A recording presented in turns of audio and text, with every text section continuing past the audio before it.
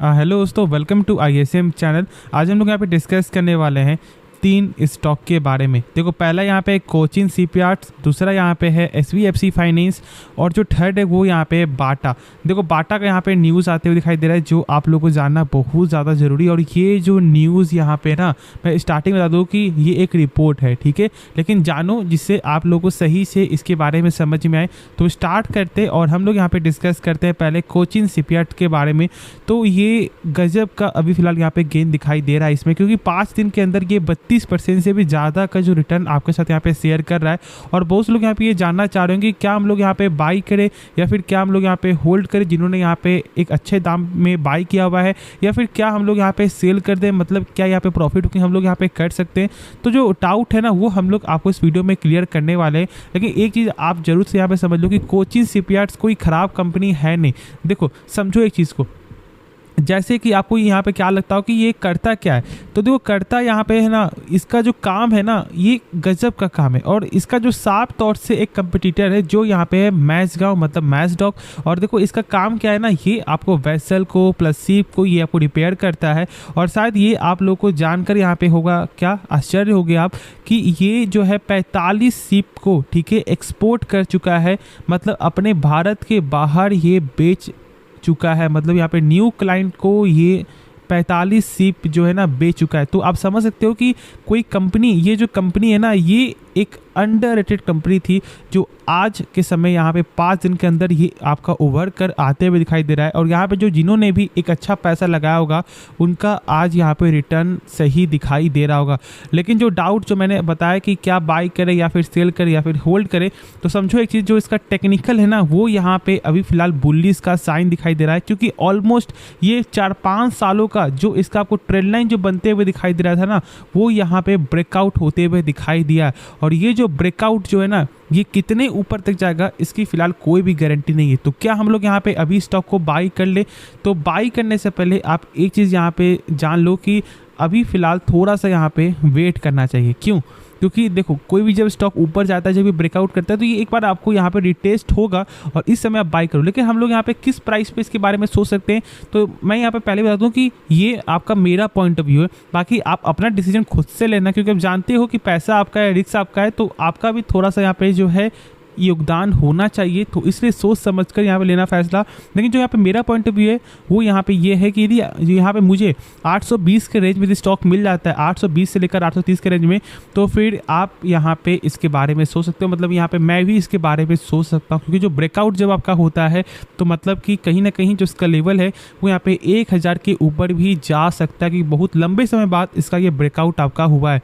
तो ठीक है, फोकस बनाकर चलो। बाकी कंपनी ख़राब नहीं है जो मैंने शेयर किया। हाँ, एक चीज़ है कि जो इसका क्वार्टर में जो नंबर आते हुए दिखाई दिया है वो कुछ खास नहीं है। एक फ्लैट यहाँ पे सेल्स में ग्रोथ है। यदि हम लोग ऐसे चेकआउट कर ले तो देख सकते हो कि 440 करोड़ था, जो यहाँ पे बढ़कर आपका 444 करोड़ होता है। लेकिन जो प्रॉफिट है वो यहाँ पे डबल से भी ज़्यादा ग्रो होता है, क्योंकि 49 करोड़ से बढ़कर 109 करोड़। जो टैक्स है वो भी यहाँ पे एक फ्लैट है, लेकिन यहाँ पे कंपनी ने अपने खर्च में जो है कंट्रोल किया है। तो ये सब कहीं ना कहीं एक आपको अलग से हेल्प करता है। और साथ साथ जो इनका आपको अदर इनकम है उनका भी एक अच्छा साथ यहाँ पे जो है दिखाई दे रहा है।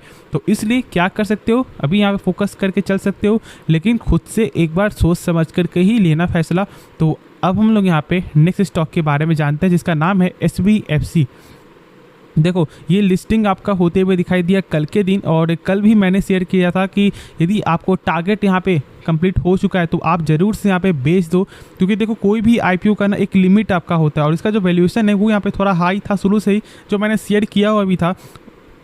लेकिन उसके बाद भी यहाँ पे 65% तक का जो आपको रिटर्न देखने को मिला है ना, उसे आप एक्सेप्ट करो। और आज के दिन यहाँ पे क्या हुआ, 2.5% तक का कमजोरी में बंद हुआ। तो यहाँ पे इसलिए आप थोड़ा सा यहाँ पे क्या कर सकते हो, अभी यहाँ पे बेच सकते हो, ठीक है। और बाई अभी मत करना। देखो, आज यहाँ पे कहीं ना कहीं आपको 2.5% क्लोजिंग है, लेकिन बाई का तो यहाँ पे एक अच्छा प्रेशर दिखाई दे रहा है। मतलब ये पुश करने के लिए चाह रहा है, लेकिन बस आपको ना एक इन्वेस्टर के तौर पे ये समझना है कि ये सही, मतलब जो ये चीज़ नहीं होता है, एक सही टाइम में ये बाई करने का चीज़ ये नहीं है। और इसलिए आप ऐसा करते हो तो आप यहाँ पे इन्वेस्टर का जो रूल यहाँ पे आप ब्रेक डाउन कर रहे हो, तो इस बात को समझो और अभी यहाँ पे कुछ भी मत करो। जो आपका टारगेट था यदि वो बुक बुक हो चुका है सेल कर दो। बाकी यहाँ पे फ्रेश एंट्री बनाने का फिलहाल मत सोचो। तो ऐसा हो सकता है शायद जो इसका लेवल है वो यहाँ पे 100 भी चला जाए, लेकिन ये सही तरीका नहीं है इन्वेस्ट करने का। ठीक है, आप लोग यहाँ पे जो खुद से समझदार हो तो खुद से एक बार सोच समझ कर लेना फैसला। तो नेक्स्ट स्टॉक के बारे में जानते हैं। तो यहाँ पे स्टॉक का नाम है बाटा इंडिया, जो आज के दिन यहाँ पे 7% तक का गेन दिखाई दिया, लेकिन जो यहाँ पे क्लोजिंग आपका होता है वो यहाँ पे होता है 5.5% बढ़कर। तो यहाँ पे क्या ऐसे आपको वजह है? तो यहाँ पे वजह है आपका न्यूज़, लेकिन ये एक रिपोर्ट है तो इसलिए इस बात को समझ लो। मतलब ये कोई कंफर्म यहाँ पे आपका जो ऑफिशियल न्यूज़ आते हुए दिखाई नहीं दिया है, लेकिन यहाँ पे क्या न्यूज़ है उसे हम लोग पहले समझेंगे, फिर उसके बाद हम लोग यहाँ पे आगे जो है डिस्कस करेंगे। देखो यहाँ पे आप जो साफ तौर से लिखा हुआ क्या देख रहे हो कि यहाँ पे एक रिपोर्ट के जरिए ये न्यूज़ आता है कि यहाँ पे टाई अप आपका हो सकता है किससे? एडिडास के साथ। मतलब बाटा इंडिया का जो है टाई अप आपका हो सकता है एडिडास कंपनी के साथ। और बस यहाँ पे आपको जो यही न्यूज़ की वजह से आज यहाँ पे 7% से भी ज़्यादा का जो है गेन दिखाई दिया है। तो ये एक रिपोर्ट है, तो इसलिए देखो यहाँ पे जानते हो कि भाई कभी कभी रिपोर्ट भी आप लोगों का जो है ना एक आने वाले के जो यहाँ पे न्यूज़ होता है वो यहाँ पे शेयर हो जाता है, लेकिन इस रिपोर्ट के जरिए आप स्टॉक को बाई मत करना या फिर आप ना यहाँ पे सेल करो, क्योंकि एक सही तरीका नहीं होता है।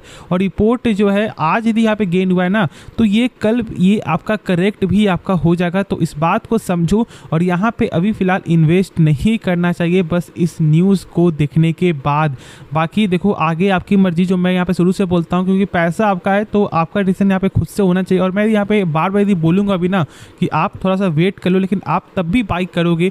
तो इसलिए जब आप खुद का पैसा यहाँ पे लगा रहे हो तो खुद से एक बार इसके बारे में समझो। बाकी जो डाउट ऐसे बचे तो आप कमेंट में ज़रूर से पूछना, और यदि वीडियो पसंद आए तो आप इस वीडियो को भी लाइक करना। लेकिन जाने से पहले तो आप हमारे साथ यहाँ पे जुड़ सकते हो बस पेटीएम मनी या फिर अप स्टॉक के साथ डीमैट अकाउंट खुलवा कर। और ये मैं आपको बता दूँ कि यहाँ पे पेटीएम मनी का जो है ना ब्रोकिंग चार्ज फिलहाल ऑप्शन ट्रेडिंग में 10 रुपये ही दिखाई दे रहा है, और यहाँ फ्यूचर में तो अभी फिलहाल आपको 0 रुपीज़ यहाँ पे दिखाई दे रहा है।